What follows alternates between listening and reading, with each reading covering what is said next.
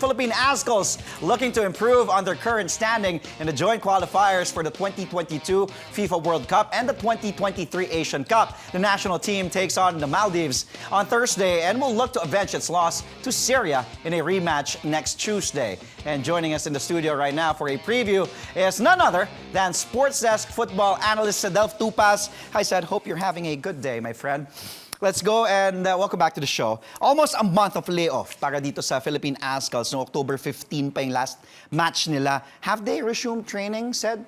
Well, the players are back with their respective clubs, and I think they're going to start training today in Male. Some of the players, especially from Ceres Negros, were only leaving today because they had a game last night in Copa Paulina Alcantara where they beat Stallion and they made the final.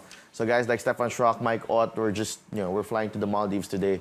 And, some of the players, their status is some of the players have just finished their seasons with respective clubs. Parang walang pahinga talaga, basically. Martin Stoible just won the Thai FA Cup with Port FC, so he's coming in there with that, winning feeling. So a lot of the players are flying in. Half of the team is actually flying in from Europe because it's already the off season. So, really time to get down to work quickly because they have to keep their sharpness with a match in a few days. What do we know about Maldives? They take on this team on Thursday. What should we know about this team? Well, Maldives, one thing's for sure, they're going to have a tough time playing in Maldives, in Male, because, I've covered a game there before, and the stadium is just, it's intimidating. It's compressed, it's packed all the time, and, the crowd gives the home team really a big edge when they play there. And, the Azkals cannot underestimate this team. It took 30 minutes for China to break down Maldives in Maldives, so before scoring their first goal. And against Syria, they also was held to just, it was 2-1 against Syria. So you see there is pedigree. They're hard to beat, Maldives. They can be very, very stubborn. And it's up really to the Azkals to break down this team. So, going in there, you just have to, consider this as a very difficult game. The mindset has to be like that. Do you think the Azkals can take the full 3 points? Yeah, I think that I'm confident that they can take the full 3 points. Although it will be very, very tough. It is not going to be an easy time. Probably, they went to Guam. That was they beat Guam away. But these two matches, I think this is going to be very tricky. And they have to keep in step with China and Syria. Yeah. And speaking of Syria, of course, after the Maldives, we get that rematch against Syria. We want to avenge that last match. Ano bang kailangan natin gawin to get even with Syria next week? Well, after the Maldives, the itinerary is they go straight to Dubai because the match against Syria will be in Dubai. The game in Bacolod was 5-2 last September. I think there were goals there that they could have avoided. I think there were individual mistakes.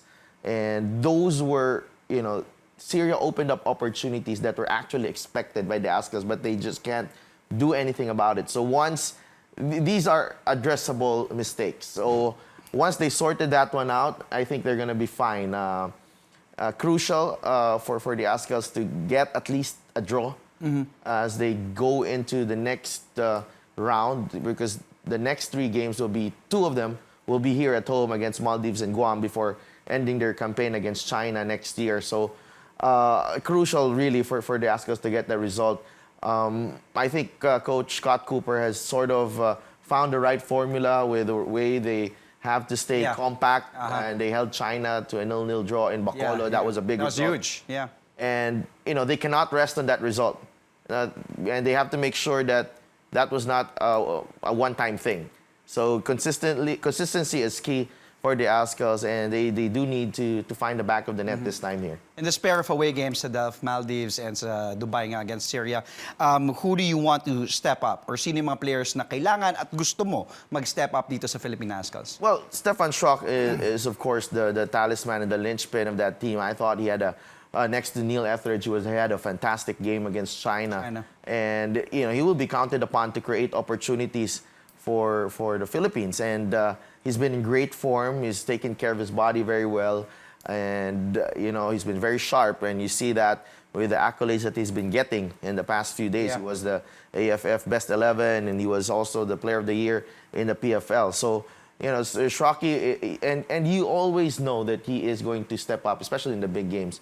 One guy was really impressed with in the China game was Mark Hartman, with his work rate, with the way he pressed, and with the way he got other players into the game. He holds up the ball very well, leads the line very well. So, I expect Mark Hartman, hopefully he gets to score, because that is really what he's known for, his scoring. Yeah. But, when you have, this Mark Hartman, this new version of Mark Hartman, the industrious Mark Hartman, the hardworking Mark Hartman, it's really a big plus to the team. And, of course, you want to have that solid anchor at the back, Alvaro Silva, who will be the one who's going to be organizing the back line. I think Neil is coming in, and Neil's going to do his job. Neil's going to be Neil. Yeah, he's going to be very, very reliable. But, the key here for the back line is really Alvaro Silva and how he, controls and really communicates with the rest of his teammates there at the back. Well, Cedelf, thank you for letting us in on your thoughts against this 2 away matches for the Azkals. Again, we just had Sports Desk football analyst, one and only Cedelf Tupas.